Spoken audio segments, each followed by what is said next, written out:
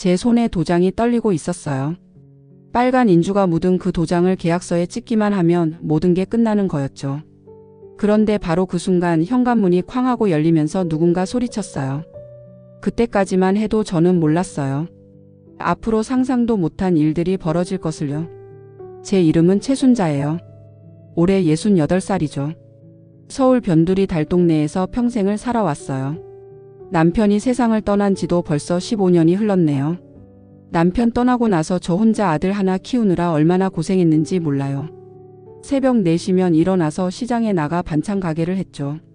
손이 부르터도 허리가 아파도 참고 견뎠어요. 아들만큼은 제대로 키워내고 싶었거든요. 그렇게 20년을 버텨서 아들을 대학까지 보내고 장가도 보냈어요. 며느리 수진이가 참 착해서 얼마나 고마운지 몰라요. 일주일에 2번씩은 꼭 들러서 안부를 묻고 반찬도 가져다 주죠. 아들은 사업이 바쁘다는 핑계로 명절에도 얼굴 한번 비추기 힘들었는데 수진이만큼은 정말 친딸 같았어요. 저한테는 남편이 남긴 재산이 하나 있었어요. 충청도 시골에 있는 고향집이었죠. 지금은 빈집이 되어서 잡초만 무성하게 자라고 있지만요. 매년 세금만 나가는 골칫거리였어도 팔 수가 없었어요. 남편과의 추억이 담긴 곳이니까요. 젊었을 때 남편이 노후에 작은 텃밭 가꾸며 살자고 빚까지 내서 산 집이었거든요. 하지만 그 꿈을 이루기도 전에 남편은 제 곁을 떠났고 그 집은 20년 넘게 제게 애물단지였어요. 개발은커녕 사람 하나 지나다니지 않는 외진 곳이라 팔리지도 않았거든요. 아들은 몇 번이고 그 집을 팔아버리라고 성화를 부렸어요. 하지만 저는 그럴 수 없었어요. 그곳은 제게 단순한 집이 아니라 남편과의 마지막 약속이자 추억이 깃든 장소였거든요. 가끔 버스를 몇 번씩 갈아타고 그 집에 찾아가 우두커니 앉아 있다 오면 마치 남편을 만나고 온 것 같은 기분이 들곤 했어요. 그런데 지난달 어느 날이었어요. 텔레비전 뉴스를 보다가 깜짝 놀랐죠. 정부에서 추진하는 신도시 개발 계획이 발표됐는데 그 지역에 제 고향집이 포함되어 있다는 거예요. 앵커가 말하는 걸 들어보니 그 일대 땅값이 하룻밤 사이에 10배, 20배가 뛰었다고 하더라고요. 그야말로 로또에 당첨된 사람들이 속출하고 있다면서요. 저는 제 눈과 귀를 의심했어요. 평생 애물단지였던 그 집이 갑자기 금덩어리가 되었다니요. 어찌나 벙벙해서 한참을 멍하니 화면만 바라보고 있었어요. 그때부터였어요. 제 낡은 휴대전화가 쉴 새 없이 울리기 시작한 거예요. 처음 들어보는 부동산 회사 이름들, 건설회사 이름들, 자신을 투자 전문가라고 소개하는 사람들까지 하루에도 수십 통의 전화가 빗발쳤어요. 그들은 하나같이 제 집을 팔라며 천문학적인 액수를 불러댔죠. 제가 평생 만져보기는커녕 구경도 못해본 몇 개인지 세기도 힘든 큰 돈이었어요. 처음에는 그저 꿈을 꾸는 것만 같았어요. 이게 정말 현실인가 싶어서 제보를 몇 번이나 꼬집어 봤는지 몰라요. 남편이 하늘에서 저를 불쌍히 여겨 이런 큰 선물을 남겨주고 간 건가 싶어서 남편 사진을 붙잡고 한참을 울었어요. 소문은 바람보다 빨랐어요. 그날 저녁 평소에는 전화 한 통 없던 아들에게서 연락이 왔어요. 목소리가 어찌나 흥분되어 있던지 방 여사보다도 더 떠들썩했죠. 아들은 대답할 틈도 주지 않고 전화를 끊었어요.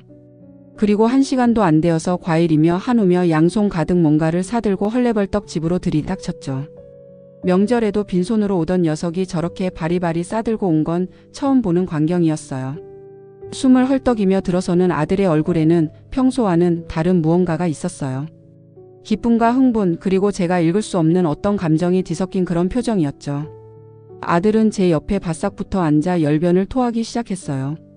자기가 아는 사람 중에 아주 정직하고 능력 있는 부동산 전문가가 있다면서 그 사람을 통해서만 거래해야 한다고 몇 번이나 강조했어요. 다른 부동산에서 오는 전화는 무조건 사기니까 받지도 말라고 신신당부를 하더군요. 내일 그분이랑 같이 올 테니까 저는 아무 걱정 말고 자기가 하자는 대로만 하면 된다면서요. 자식이 저를 위한다는데 마다할 부모가 어디 있겠어요? 평생 속만 썩이던 아들이었지만 그래도 제 뱃속으로 나온 자식이니까 믿어야죠. 저는 고개를 끄덕였어요. 하지만 이상하게도 마음 한구석이 서늘해지는 기분을 지울 수가 없었어요. 그토록 집을 팔라고 성화하던 녀석이 왜 하필 자기가 아는 사람하고만 거래해야 한다고 저렇게까지 강조하는 걸까요? 아들의 눈빛에서 스쳐 지나간 무언가를 그때 저는 애써 외면하고 싶었는지도 모르겠어요. 그저 아들이 드디어 철이 들었나 보다 그렇게 믿고 싶었을 뿐이었죠. 그 믿음이 얼마나 어리석고 위험한 것이었는지는 아주 오래지 않아 뼈저리게 깨닫게 되었어요. 그날 밤 저는 밀려드는 전화벨 소리와 아들의 흥분된 목소리, 그리고 정체를 알 수 없는 불안감에 휩싸여 한잠도 잘 수 없었어요. 모든 비극은 그렇게 희망이라는 달콤한 얼굴을 하고 제게 다가오고 있었어요. 다음날 아침 밤새 뒤척인 탓에 온몸이 무거웠어요. 어젯밤 아들이 보여준 그 번들거리는 눈빛이 자꾸만 아른거려서 마음이 불편했죠. 제가 평생 알던 제 아들이 아닌 것 같다는 낯선 기분이 들었어요. 하지만 곧 고개를 저었어요. 자식이 부모를 위하는데 내가 괜한 생각을 하는 거지. 큰 돈이 갑자기 생긴다니 정신이 오락가락하는 게야. 그렇게 애써 스스로를 다독이고 있는데 아침 식사도 마치기 전에 현관문 비밀번호를 누르는 소리가 들렸어요. 약속이라도 한 듯 아들이 어제 말했던 그 부동산 전문가라는 사람과 함께 들이닥쳤어요. 아들의 소개로 고개를 꾸벅 숙이는 그 남자는 딱 봐도 번지르한 인상이었어요.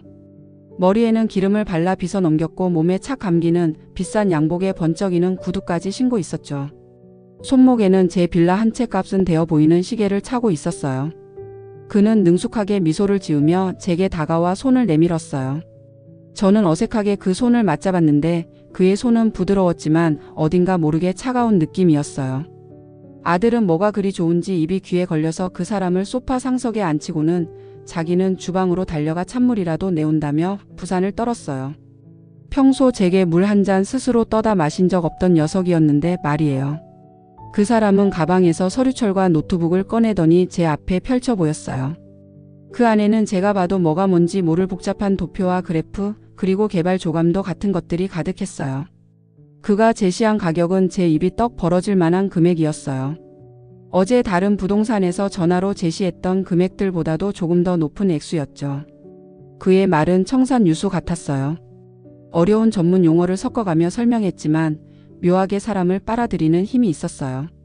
지금이 아니면 이 기회를 놓친다는 점을 몇 번이고 강조했어요. 그러면서 자기들이 연결해줄 매수자는 자금력이 아주 탄탄한 곳이라 계약 즉시 계약금을 지급하고 일주일 내로 잔금까지 모두 치를 수 있다고 했어요.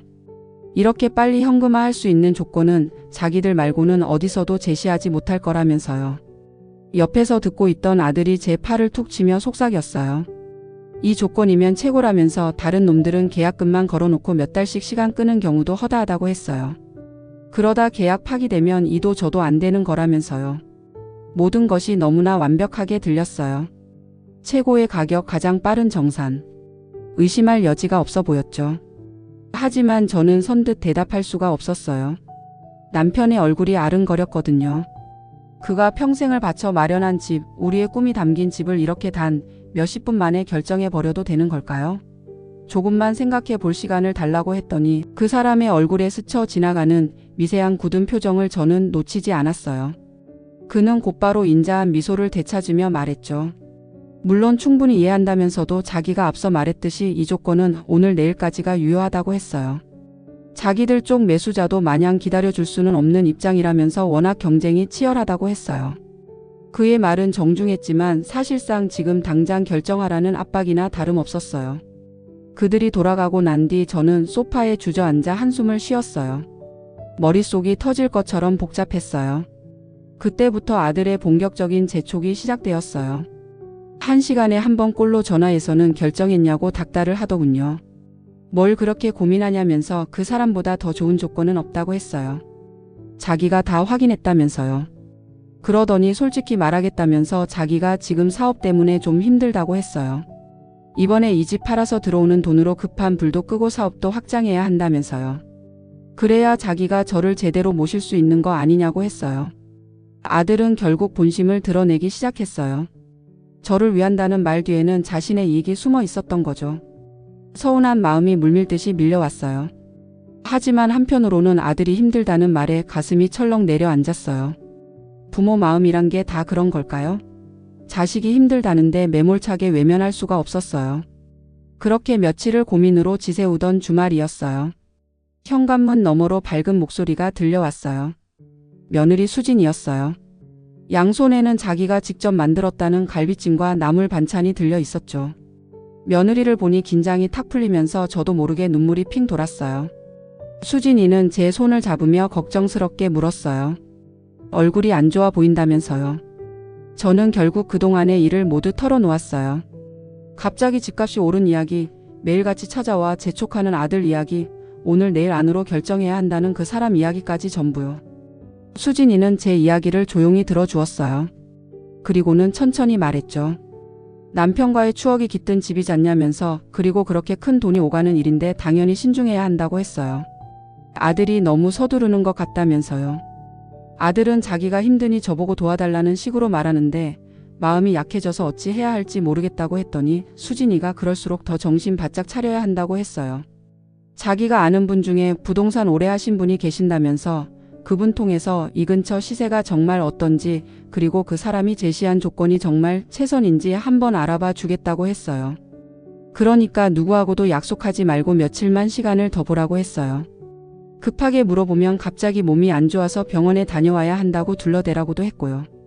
수진이의 차분하고 또렷한 말에 안개 속처럼 뿌옇던 제 머릿속이 조금은 맑아지는 기분이었어요. 그래, 수진이 말이 맞다. 내 아들 말만 믿고 덜컥 도장을 찍을 일이 아니다. 돌다리도 두드려보고 건너야지. 저는 수진이의 손을 꽉 잡았어요. 너 아니었으면 내가 정말 큰일 날 뻔했다고 했죠. 하지만 수진이가 돌아가고 난 뒤의 평화는 그리 길지 않았어요. 저녁 8시가 넘은 시간, 다짜고짜 현관문 비밀번호를 누르는 소리가 들리더니 아들이 잔뜩 상기된 얼굴로 들이닥쳤어요. 그의 손에는 서류 뭉치와 빨간 인주가 들려 있었어요. 아들은 최 실장님이랑 방금 통화했는데 내일 아침까지 결정을 안 하면 이 계약 없던 걸로 하겠다고 했어요. 다른 사람이 채간다면서 더 이상은 못 기다리겠다고 하더라고요.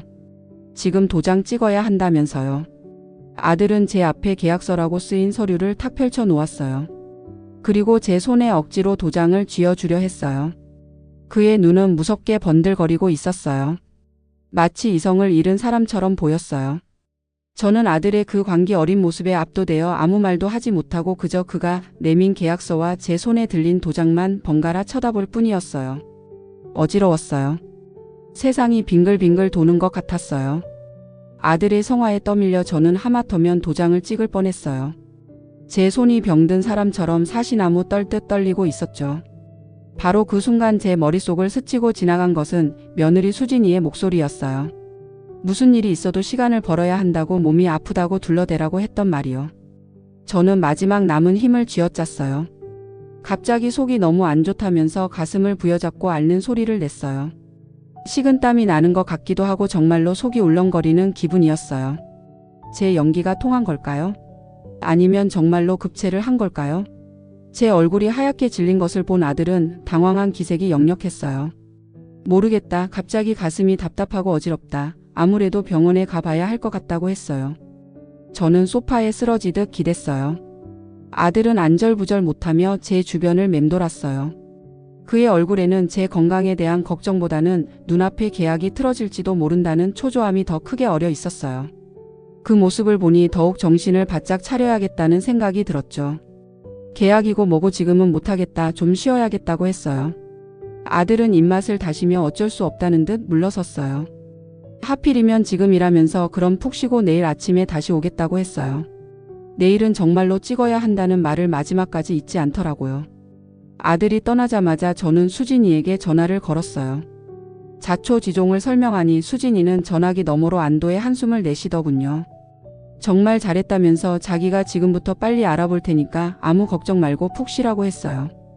그날 이후 수진이는 제 눈과 귀 그리고 머리가 되어 주었어요. 수진이는 나중에 제게 모든 것을 털어놓았어요. 그날 밤 수진이는 집으로 돌아온 아들의 행동이 어딘가 이상하다는 것을 느꼈다고 해요. 아들은 평소와 달리 서재에 틀어박혀 밤늦도록 무언가를 했고 자꾸만 안절부절 못하며 담배를 피워댔다고 했어요. 수진이의 의심은 확신으로 바뀌었어요. 다음날 아들이 회사에 출근한 틈을 타 수진이는 조심스럽게 그의 서재에 들어갔어요. 무언가 단서가 될 만한 것이 분명히 있을 거라는 생각에서였죠. 책상 위는 깨끗하게 정리되어 있었지만 수진이의 눈은 책상 맨 아래쪽 잘 쓰지 않는 서랍으로 향했어요. 아들이 무언가를 숨긴다면 분명 저런 곳일 거라고 생각했대요. 수진이의 예감은 적중했어요. 서랍 깊숙한 곳에서 낯선 파일 폴더 하나가 나왔어요. 그 안에는 개발 사업 계획관이라고 적힌 두툼한 서류 뭉치가 들어 있었어요. 수진이는 가슴이 쿵쾅거리는 것을 느끼며 서류를 넘겨보았대요. 그 계획서는 제 집이 포함된 개발에 대한 구체적인 청사진이었어요. 그런데 이상한 점이 한두 가지가 아니었어요. 아들이 하던 사업과는 전혀 관련이 없는 내용이었고 더욱 수상한 것은 자금 조달 계획 부분이었어요. 제 집 매입 비용 항목 아래에 그에 버금가는 거액이 컨설팅 및 자문 수수료라는 명목으로 책정되어 있었어요. 그리고 그 돈이 지급될 회사 이름을 보고 수진이는 깜짝 놀랐대요. 아들 이름의 이니셜을 따서 만든 유령 회사였거든요. 수진이는 그 서류들을 전부 휴대폰으로 찍어 두었어요. 하지만 이것만으로는 부족했어요. 결정적인 증거가 필요했거든요. 그러던 중 수진이에게 결정적인 기회가 찾아왔어요. 그날 저녁 아들이 집 베란다에서 누군가와 통화하는 것을 우연히 듣게 된 거예요. 수진이가 주방에 있는 것을 모르는지 아들은 목소리를 높여가며 상대방과 대화를 나누고 있었어요. 그 영감탱이가 남긴 집이라 애착이 있는지 자꾸 뜸을 들인다고 했어요. 이중 계약서 준비는 다 됐냐고 물어보면서 절대 들키면 안 된다고 했어요. 원본은 자기가 따로 보관하고 있으니 도장만 받아내면 바로 진행한다고 했어요. 그리고 수수료는 약속대로 자기 개인 법인 계좌로 보내달라고 했어요. 이중 계약서 원본은 내가 보관, 수수료 개인 법인. 그 몇 마디에 모든 퍼즐 조각이 맞춰졌어요. 수진이는 온몸에 피가 차갑게 식는 것을 느꼈다고 해요. 아들이 자신의 어머니를 상대로 얼마나 치밀하고 악랄한 계획을 세웠는지 비로소 전부 알게 된 거예요. 수진이는 주방 식탁에 주저앉아 떨리는 손을 부여잡았어요. 이제는 더 이상 의심이 아니었어요. 이것은 명백한 현실이었어요. 이제는 남편을 막아야 했어요. 저를 그리고 스스로를 파멸로 몰고 가는 아들을 막아야만 했어요. 그날 밤 수진이는 잠든 아들의 얼굴을 보며 소리 없이 눈물을 흘렸다고 해요. 그리고 결심했죠. 이 진실을 밝혀내고 모든 것을 제자리로 돌려놓겠다고요. 저를 구하기 위한 며느리의 외로운 싸움이 그렇게 시작되고 있었어요. 다음 날 아침 저는 수진이로부터 긴급한 전화를 받았어요.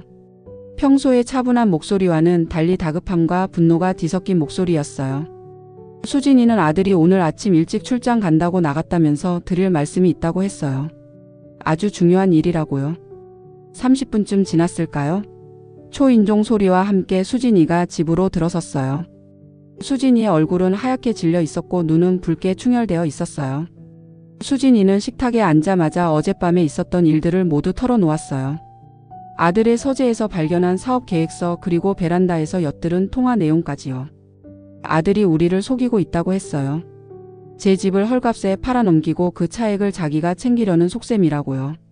수진이의 말을 듣는 순간 제 머리를 무언가가 세게 내리치는 듯한 충격이 왔어요. 믿을 수가 없었어요. 아니, 믿고 싶지 않았어요. 내 아들이 내 뱃속으로 나온 자식이 어떻게 나한테 그런 끔찍한 짓을 할 수 있단 말인가요? 수진이는 제게 휴대폰으로 찍어온 사진들을 보여주었어요.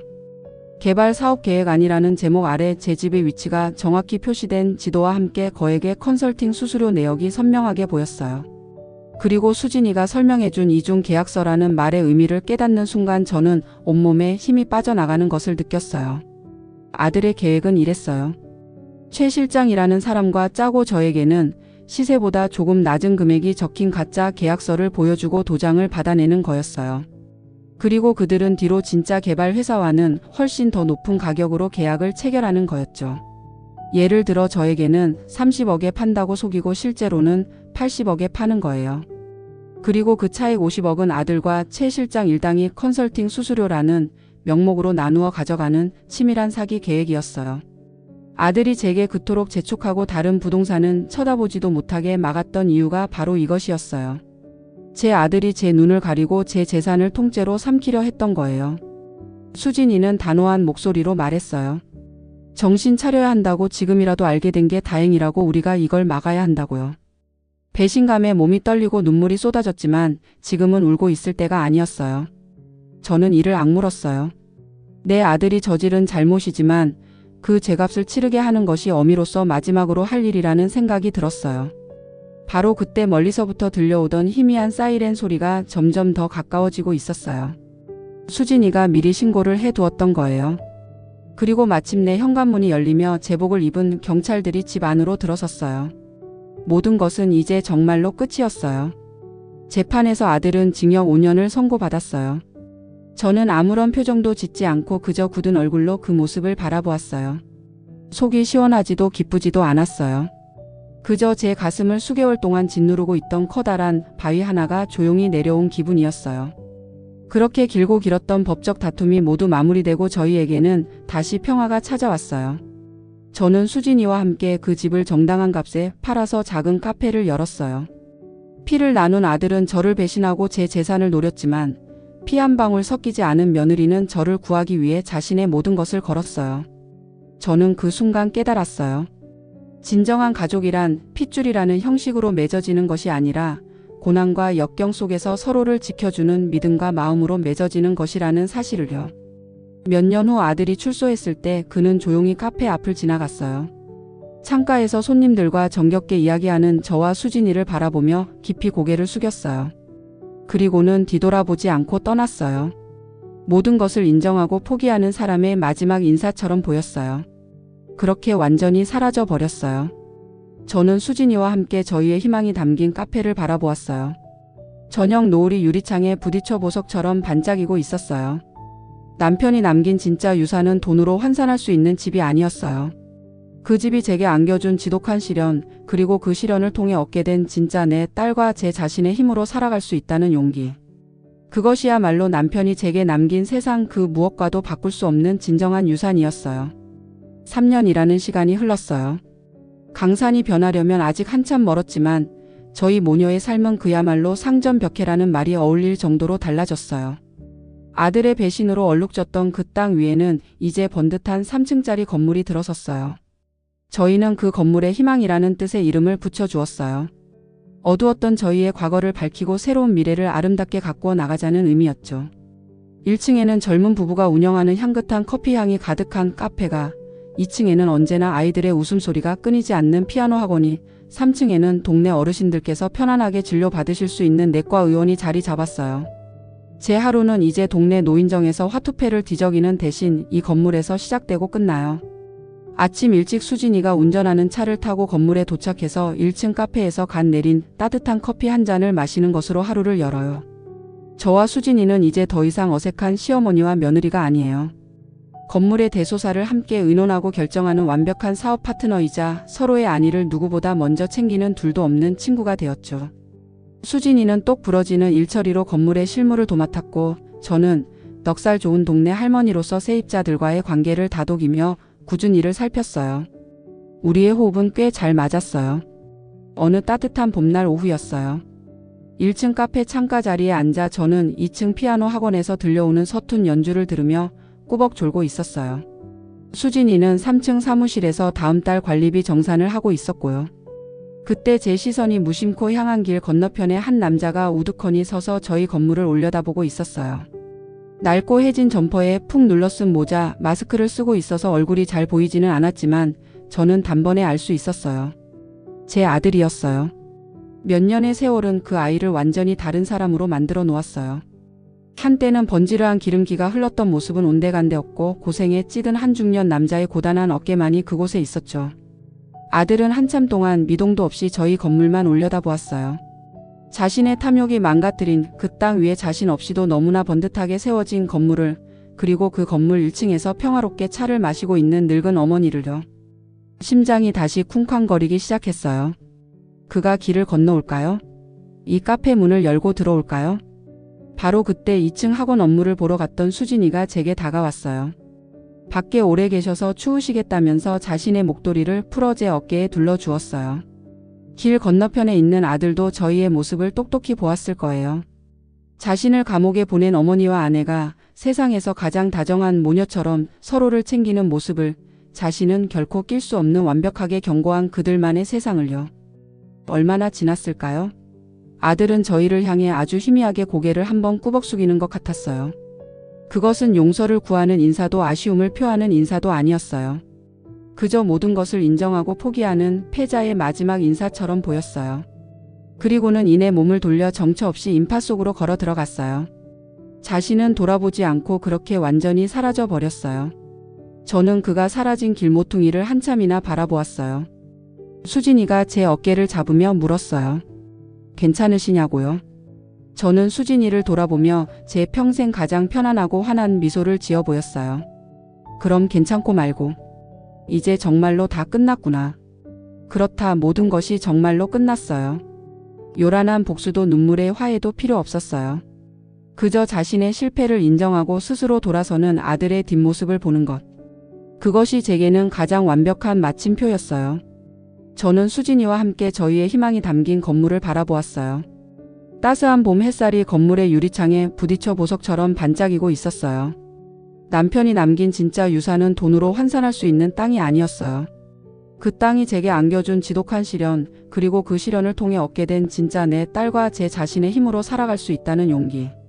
그것이야말로 남편이 제게 남긴 세상 그 무엇과도 바꿀 수 없는 진정한 유산이었어요. 지금 저는 행복해요. 수진이와 함께 만들어가는 소소한 일상들이, 세입자들과 나누는 정겨운 인사들이, 그리고 무엇보다 제 곁을 든든하게 지켜주는 진짜 내 딸이 있어서요. 때로는 가장 깊은 절망 속에서 가장 소중한 보물을 발견하게 되는 법인가 봐요. 아들의 배신이라는 가장 큰 상처를 통해 저는 진정한 가족의 의미를 깨달았고, 혈연보다 더 끈끈한 정의 힘을 느꼈어요. 앞으로 제게 남은 시간이 얼마나 될지는 모르겠지만 수진이와 함께라면 그 시간들이 모두 따뜻하고 의미 있는 날들로 채워질 거라는 확신이 들어요. 진짜 가족은 핏줄이 아니라 마음으로 이어지는 거라는 것을 저는 이제 알았어요.